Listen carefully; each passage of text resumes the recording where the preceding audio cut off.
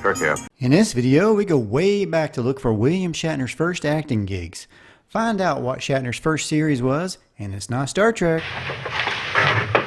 Cut! What was Shatner's most embarrassing moment on television? His most triumphant Star Trek scene, and possibly his worst. Plus, lots of funny goofs and bloopers from Shatner's long career. All this and more as ITV Crazy Man look at the career highlights of the amazing William Shatner. He's got good taste. William Shatner's first credited role goes way back to 1951 on the comedy crime drama The Butler's Night Off, where he was billed as Bill Shatner, just one of the crooks.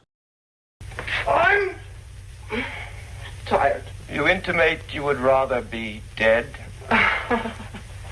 Let's get the body. Shatner was around 20 years old when it was released.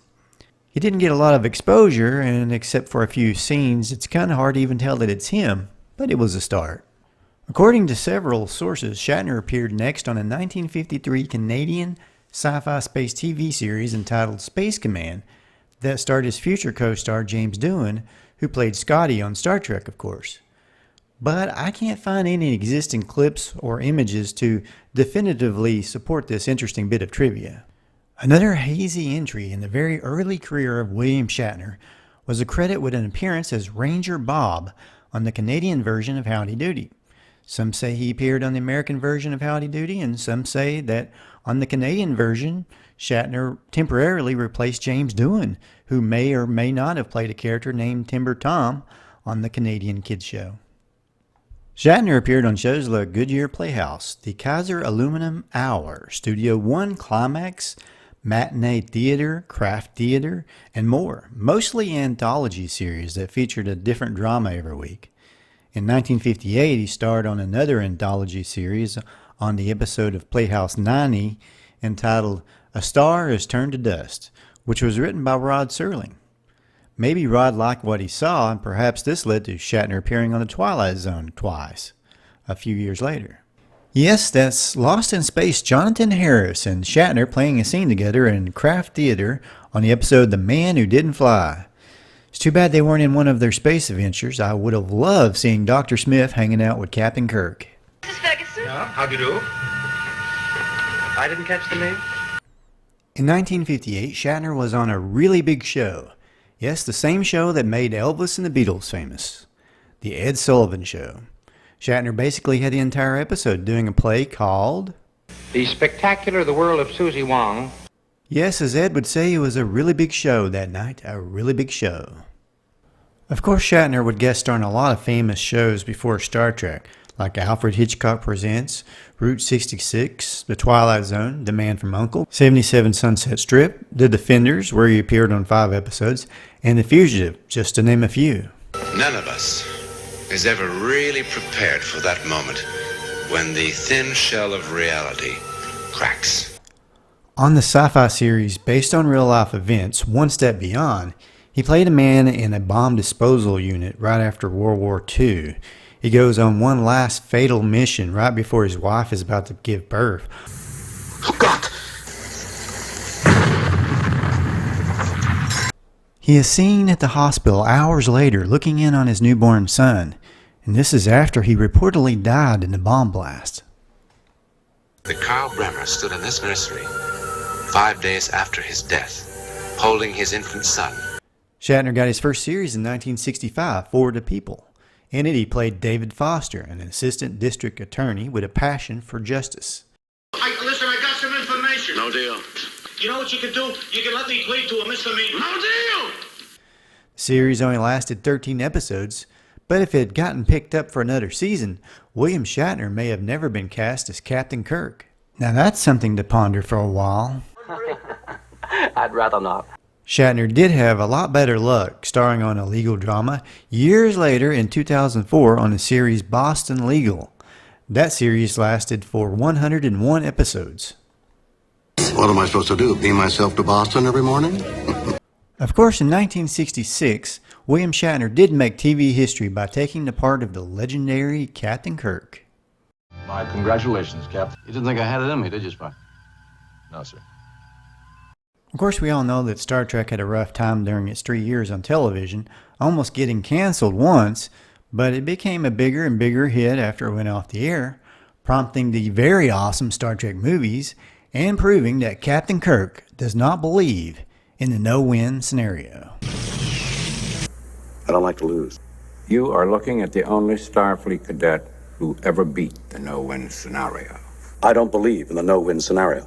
There was something about that scene from Star Trek II that made me a lifetime Captain Kirk fan, putting him right up there with Superman and Rocky Balboa. That may be part of the reason I found the death of Captain Kirk so utterly disappointing in Star Trek Generations. Not only was it not big enough or epic enough of a final goodbye for the legendary Captain Kirk, it's just that by putting his death scene on screen, it sort of contradicted the notion that Captain Kirk played life on a whole other level, that he was the kind of man that would always cheat death and find a way to win. I think for the most part, movies work better when we walk away with a positive message. You know, give us characters that never give up and win in the end. I mean, we know that people die, but why should we spend money to see that? I mean, how depressing is that anyway? I don't like to lose. According to what I've read in several places, shortly after the original Star Trek series was canceled in '69, William Shatner was divorced and broke. He actually was so broke he had to live in a pickup truck camper. I assume his living arrangement didn't last long though, as IMDb shows he had plenty of TV appearances in 1970. During the decade of the 70s as a whole, Shatner stayed busy with mostly guest spots on shows like The Sixth Sense, The 6 Men Are Man, Hawaii Five-0, Marcus Welby MD, Barnaby Jones, Mannix, Ironside, Police Story, Police Woman, The Rookies, Columbo, How the West Was Won, and a whole lot more. Needless to say, he was on a lot of police and detective shows during this time. Cut! Shatner has appeared in episodes of 5 different TV series with Leonard Nimoy. The Man from U.N.C.L.E., Star Trek of course, Star Trek the Animated Series, T.J. Hooker, and Futurama. Shatner versus Leonard Nimoy on T.J. Hooker. Well, 5 scripted shows. Shatner also appeared with Leonard Nimoy on a game show for a week in what might possibly have been one of Shatner's most embarrassing moments. The show was called $20,000 Pyramid and was hosted by Dick Clark. This particular week of shows was billed as Kirk versus Spock. Shatner was supposed to give his partner a clue without using the actual phrase they were to guess. He slipped up and uttered part of the phrase, The bless... thus causing his partner to lose out on $20,000. Because of this, Shatner was so frustrated he threw his chair in anger.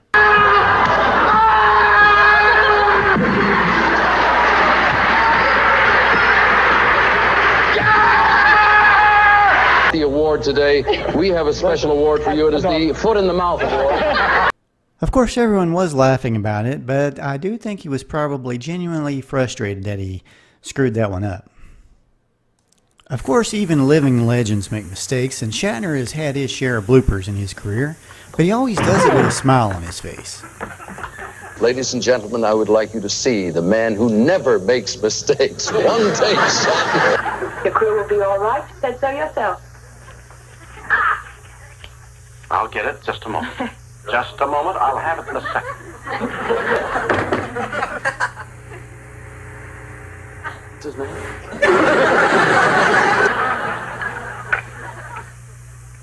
Kirk here. Spock here. Let them pass. Safe ground. Just safe as it can be. In one piece. I was... What is that? Listen about that bacon. No, really. David. Huh? Billions of people. Billions.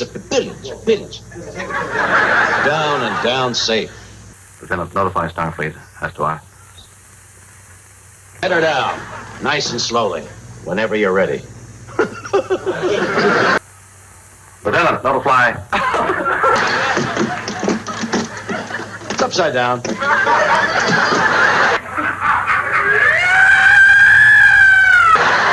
If there's people up there, I'd say let Ted Stryker go down on a molten piece of twisted mass of molten metal.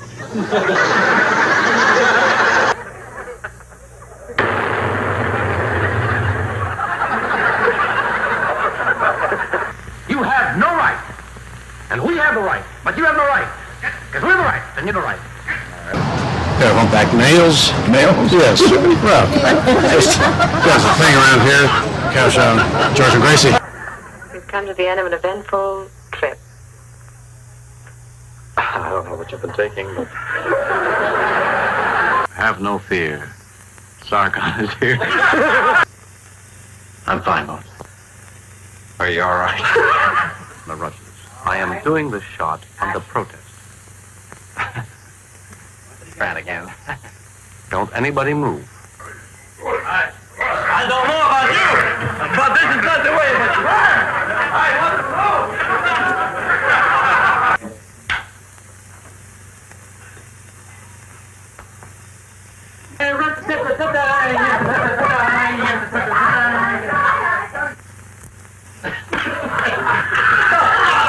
Table, please.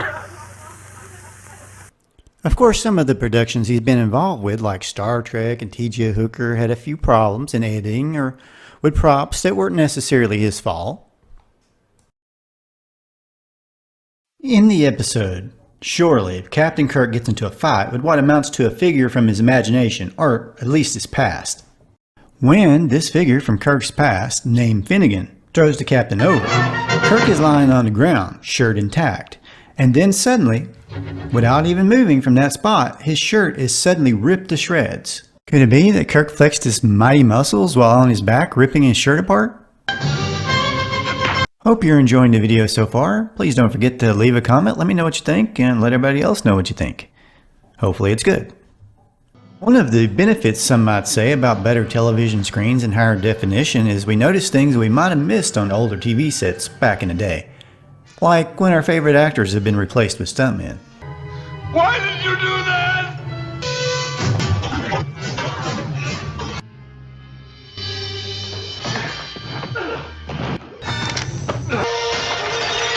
You know, you have to wonder how much laser guns cost.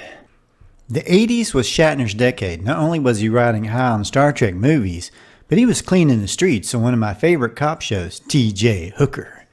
But in 5 seasons, like most shows, it managed to have a few goofs here and there. Hooker and Romano chase a bad guy busting through a fenced-off area into a concrete river where there shouldn't be anybody, and yet they pass what looks to be a camera crew.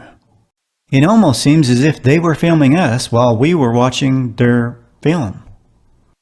Strange, the bizarre, the unexpected. Believe it or not. Romano and Hooker are dispatched in pursuit of a robbery suspect. They turn on the lights and shoot off in a burst of speed, only to be passed by a civilian. On the episode Street Bait, notice that Corrigan is in his civilian clothes before the gang rushes out to try and save a girl from a deranged psycho. The girl happens to live in the bewitched home of the TV family the Stevens. Perhaps they sold it in the 80s. Notice that Corrigan is still in his street clothes. When Hooker gets knocked off the suspect's vehicle doing that grab onto a moving car bit he always did, Corrigan is now wearing his police uniform as if he did one of those lightning fast Superman type changes. A few seconds later, and Corrigan is back in his civilian clothing. Also in the 80s, on The Mork and Mindy Show. In the episode Mork, Mindy, and Murph Meet Milt, Captain Kirk himself accidentally beams down into Mork's home. You aren't Roxanne. Give me my champagne. Beam me up, Orson. Mork just misses finding out Spock's fate in the upcoming Star Trek II, The Wrath of Khan, due out that summer. Wait a minute! You gotta tell me if they kill off Spock or not. Shatner may only have himself to blame for what might be one of the worst musical goofs of all time. Girl with a sun in her eyes? The craziest song of all time has to be Shatner's version of Lucy in the Sky with Diamonds, from his album, The Transformed Man in 1967. He's appear on the shore, waiting to take you away. You know, I read it was voted the worst massacre of a song from the Beatles ever. But who voted and when, I'm not sure. All I can say is... You're an actor, not a singer. But of course, you have to admire Shatner for constantly trying new things. After all, the only people who don't make mistakes are those that don't do anything. Shatner is also a writer who created the book series TekWar, published in 1989. It also became a TV series starring Greg Evigan from BJ and the Bear as the main character Jake Cardigan. The story is set in the year 2044.